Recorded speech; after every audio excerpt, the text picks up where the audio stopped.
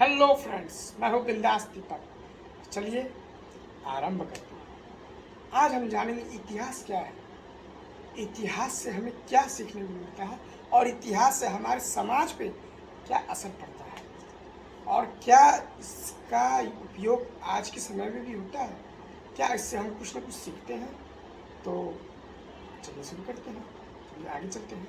इतिहास इतिहास का सबसे बड़ा स्ट्रेट फॉरवर्ड रीज़न ये है, इतिहास से हमें सीखने को हमेशा कुछ ना कुछ मिलता है। हम आज नहीं तो सदियों से सुनते आ रहे हैं कि इतिहास ने हमारे आज के समय की समाज की को एक परिवेश दिया, एक रूप दिया, एक ढंग दिया है ताकि हम उस पैरामीटर पे चल सकें।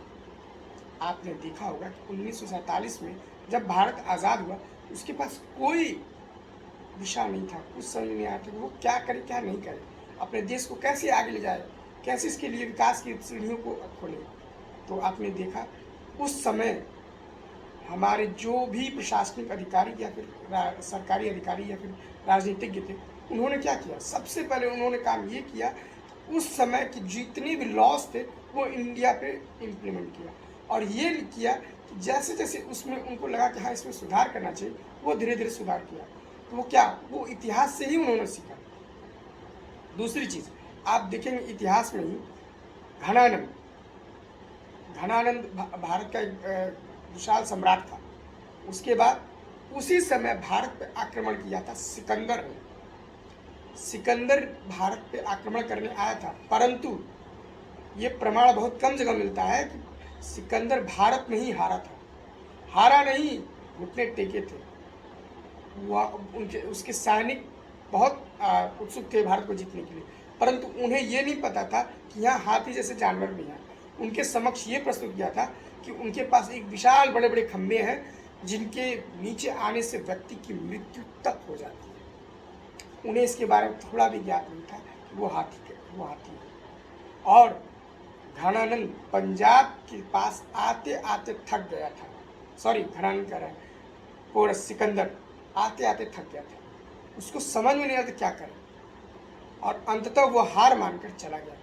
भारत में ही, भारत के कुछ राज्यों को उसने जीता था लेकिन संपूर्ण भारत को उसने राज्य नहीं किया था। और फिर दूसरी घटना, इससे हमें क्या सीखने मिलती है कि अगर हम कहीं भी जाए, कि अगर कहीं हम जाते हैं कहीं इसको सीखने या जो किसी चीज़ के बारे में जा रहे हैं तो पहले उसकी पूरी जानकारी कर लेनी चाहिए। इतिहास से हमें ये सीख मिलती है। दूसरी चीज़, हम सुनते हैं मोहम्मद गौरी और पृथ्वीराज चौहान, इन दोनों के बीच में भारत में 17 बार लड़ाइयाँ हुई थी, लेकिन वो 16 बार हारा, 17वीं में जाके जीता।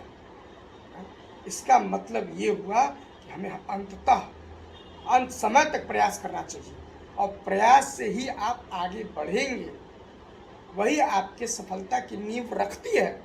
और ये ज़रूरी नहीं है कि आप अगर प्रयास करें तो हर बार सफल ही हो, आप एक आध बार ज़रूर असफल होंगे, क्योंकि वो असफलता भी होनी आवश्यक है। उस असफलता से आप ये सीखेंगे कि इस बार मैंने क्या क्या गलती की। ठीक। दूसरी चीज़, हम हमेशा अपने आसपास के समाज में बहुत चीज़ें देखते हैं। हमारे यहाँ कई लोग बहुत ऊपर गए, यानी समृद्धता में, संपन्नता में, परंतु उस वहीं पे कुछ ऐसे लोग भी घटक मतलब उत्पन्न हुए जो उसको डुबा दिए। क्यों? क्योंकि उनके पास विज़न नहीं था, वो कुछ सोच नहीं सकते थे अपने। उन्हें बस मिला, उन्हें लगा कि हमें ये धन मिला है, ये हमें ऐश करने के लिए मिला है, इसका लुत्फ़ लेने के लिए। वो वही किए, ना कि उसके इन्वेस्टमेंट के बारे में सोचे, ना उसको आगे ले जाने के बारे में सोचे, जिसका परिणाम ये हुआ कि आज वो कहीं नहीं है, हाशिए पर है, हाशिए पर है। आप अपने चारों तरफ नज़र घुमा कर देख लीजिए, ऐसे बहुत सारे एग्जाम्पल मिलेंगे। दूसरी चीज़, इतिहास से क्या हमें आज भी सीखने को मिलता है? अवश्य सीखने को मिलता है।